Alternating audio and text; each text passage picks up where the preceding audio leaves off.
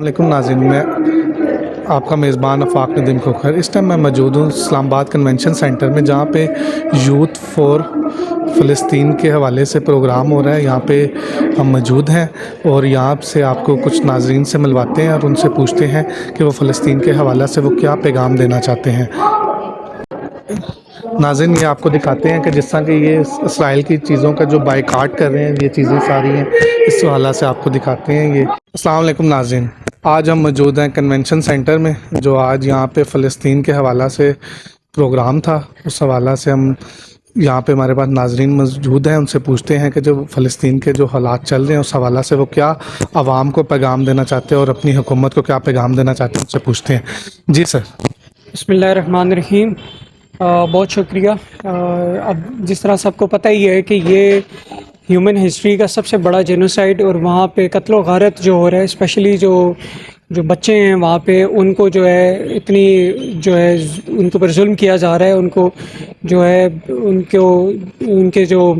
گھر سے ان کو بے گھر کیا جا رہا ہے اور ان کے گھروں کو تباہ کیا جا رہا ہے۔ تو یہ انسانی ہسٹری کی سب سے بڑا جو ایک طریقے سے آپ کہہ لیں کہ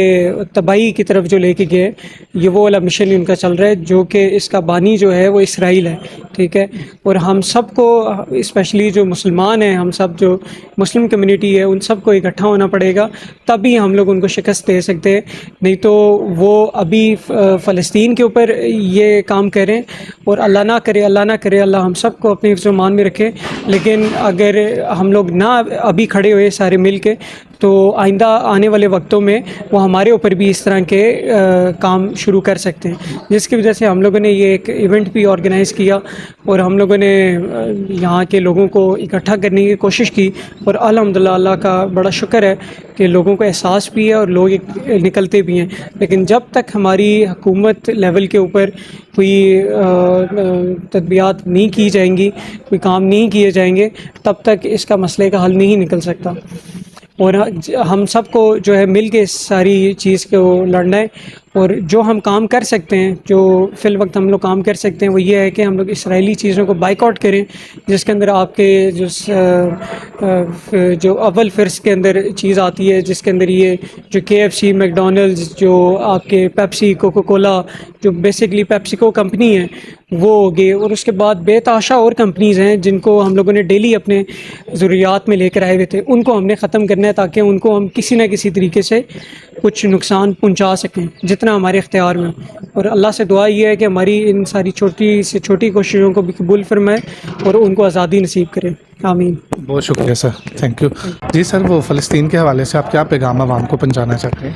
فلسطین کے حوالے سے میں یہ کہنا چاہوں گا کہ آج کل جس طرح کے ہمیں پتہ ہے کہ وہاں پہ کتنے برے حالات ہیں، لیکن پھر بھی افسوس کی بات ہے کہ اس کے باوجود ہم لوگ، جیسے ہم یونیورسٹی میں، ہم نوشہرہ میڈیکل کالج کے اسٹوڈنٹس ہیں نا، تو ہم اپنی یونیورسٹی میں جو حال دیکھتے ہیں کہ 80 سے 90% اسٹوڈنٹ جو ہیں، اکثر ان کو بالکل احساس ہی نہیں ہوتا۔ اب جیسے یہاں آنے کے لیے ہم نے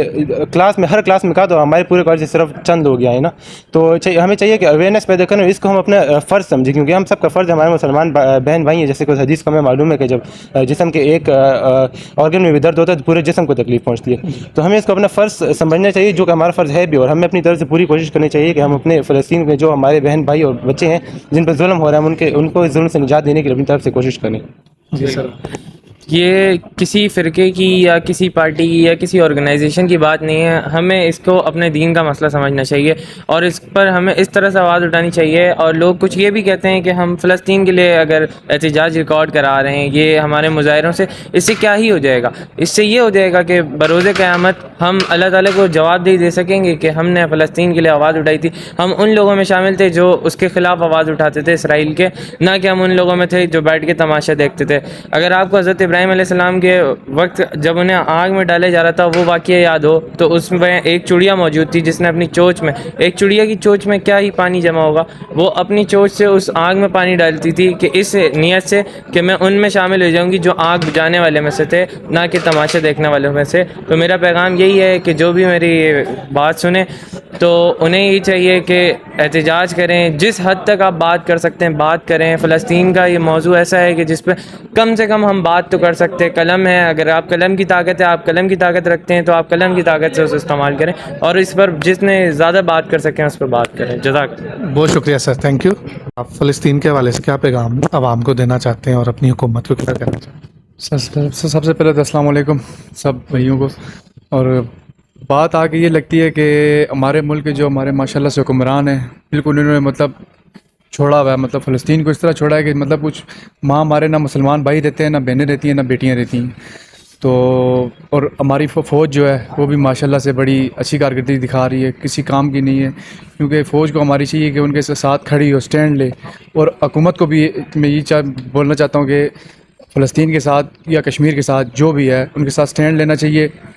تاکہ ان کے ساتھ ان کو ایک آسرا ہو کہ ہمارے ساتھ کوئی بھی نہ کھڑا ہو. لیکن پاکستان ملک, کیونکہ یہ آپ کو پتہ ہے اسلامی ملک ہے, اسلامی ملک اس کا نام رکھا گیا ہے, تو میرا یہی میں کہنا چاہتا ہوں کہ ان کو چاہیے کہ یہ کھڑے ہوں, سٹینڈ لیں اس فلسطین کے ساتھ, تاکہ ہماری ماؤں بہنوں کو انصاف ملے. بہت شکریہ.